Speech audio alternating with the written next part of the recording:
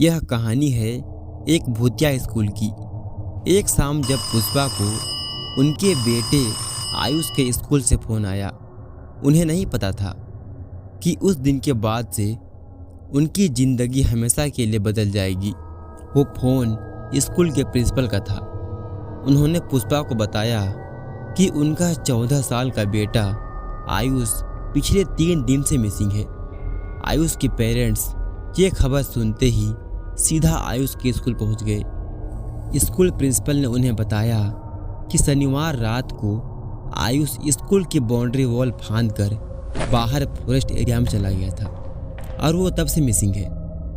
Principal ने कहा कि पुलिस ने पूरा स्कूल, हॉस्टल और सारा फॉरेस्ट एरिया देख लिया, लेकिन आयुष कहीं नहीं मिला। ये सुनकर आयुष के माँ बाप रोते हुए प्रिंसिपल के ऑफिस से बाहर आए और तब स्कूल के गार्ड ने उन्हें कुछ ऐसा बताया जिसे सुनकर उनके होश उड़ गए।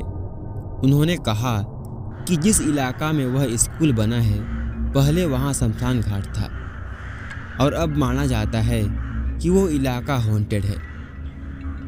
अब वहाँ कई आत्माएं भटकती है। उस गार्ड ने कहा, हो ना हो, उसी में से एक आत्मा ने आयुष को अपना शिकार बना लिया है। उसके माँ बाप को उस गार्ड की बात पर बिल्कुल भी यकीन नहीं हुआ। उन लोगों ने और भी बहुत से school staff, police officer, teachers सबसे बात की, लेकिन किसी से भी कुछ पता नहीं चल पा रहा था। उस रात आयुष की माँ बाप उसके बॉयज़ हॉस्टल के रूम में ही रुक गए। पुष्पा बाहर निकलकर 1-2 लड़कों से आयुष के बारे में पूछने लगी और तब उन्हें एक लड़के ने बताया कि आयुष हमेशा अकेला अकेला ही रहता था। आयुष का उस स्कूल में कोई दोस्त नहीं था। उसने यह भी बताया कि उसने कई बार आयुष को खुद से ही बातें करते देखा था। यह सुनकर पुष्पा को खुद पर शर्मिंदगी महसूस हुई, क्योंकि वो और उनका पति पांडु दोनों ही बहुत बिजी रहते थे और उनके बेटे के लिए उनके पास कभी टाइम ही नहीं था। उन्हें कभी पता ही नहीं चल पाया कि वो कितना अकेला है। यही सोचते सोचते पुष्पा की आंख लग गई। लेकिन कुछ देर बाद जब पुष्पा की आंख खुली तो उन्हें ऐसा महसूस हुआ कि जैसे कोई काली परछाई उनके बेड के पास खड़ी उन्हें देख रही है। उस परछाई की लाल आंखें थी और वो पुष्पा को ही घूरे जा रही थी। वो परछाई उनकी तरफ आगे बढ़ी और अचानक पुष्पा की चीख निकल गई। उसकी चीख से उनके पति उठ गए और उन्होंने कमरे की लाइट जला दिया। जैसे ही कमरे की लाइट जली, वो परछाई कहीं गायब हो गई। अब उस रूम में दोनों पति पत्नी के अलावा कोई नहीं था। पुष्पा ने फिर से सोने की कोशिश की, लेकिन उन्हें नींद ही नहीं आ रही थी। उन्हें अब डर लगने लगा था कि कहीं उस स्कूल में वाकई कोई आत्मा तो नहीं भटक रही जिसने उनके आयुष को छीन लिया। अब उन्हें ऐसा लगने लगा था जैसे रूम में रखी अलमारी अपने आप खुल गई हो।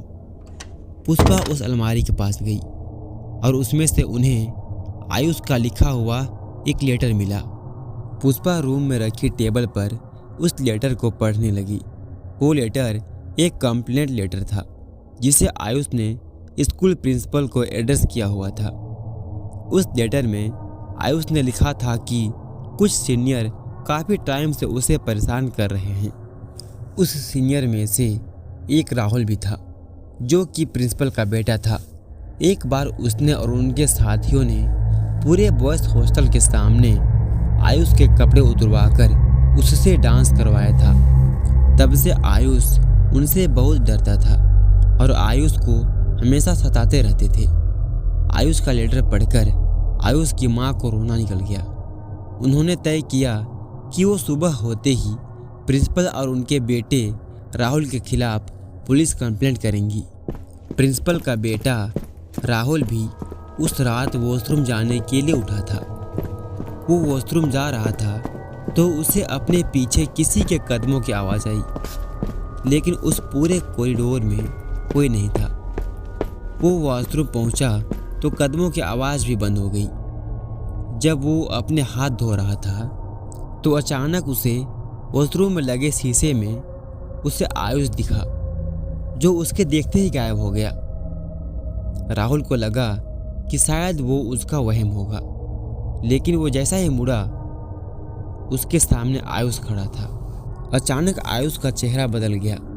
उसका पूरा चेहरा धीरे धीरे नीला पड़ने लगा, आंखें लाल हो गई और उसके पूरे शरीर पर चोट ही चोट थी। आयुष का वो रूप देखकर राहुल के रोंगटे खड़े हो गए। अचानक राहुल हवा में उड़ने लगा और पीछे कांच के शीशे पर जा गिरा। राहुल ने अपनी आंखें बंद कर ली और जोर जोर से चीखने लगा। जब उसकी आंखें खुली तो उसके आसपास भीड़ इकट्ठा हो गई थी। उस भीड़ में आयुष के पेरेंट्स भी थे। उन्हें देखते ही राहुल ने उनसे माफ़ी मांगी। राहुल ने उन्हें बताया कि आयुष कहीं गायब नहीं हुआ है, बल्कि राहुल और उनके दोस्तों ने मिलकर अनजाने में आयुष की जान ले ली। उसने बताया कि उस रात को उन लोगों ने ड्रग्स लिए हुए थे और उसी के नशे में आयुष को तंग कर रहे थे। आयुष उनसे डर के स्कूल बाउंड्री वॉल जंप करके फॉरेस्ट एरिया की तरफ भागा और वो लोग उसके पीछे पीछे चले गए। आयुष के भागने से वो लोग चिढ़ गए और गुस्से में उन्होंने क्रिकेट बैट और हॉकी स्टिक से मार डाला। स्कूल प्रिंसिपल ने भी अपने बेटे को बचाने के लिए आयुष की लाश को स्कूल की पुरानी कंपोजिट में दफना दिया और आयुष को मिसिंग करार दे दिया। पुलिस ने प्रिंसिपल और उनके बेटे राहुल और उनके दोस्तों को अरेस्ट कर लिया। लेकिन उस दिन के बाद से पुष्पा और उनके पति की जिंदगी तबाह हो गई। उन्होंने अपने इकलौते बेटे को हमेशा हमेशा के लिए खो दिया। अगर आपको यह कहानी अच्छी लगी तो हमारे चैनल को सब्सक्राइब करना बिल्कुल ना भूलें।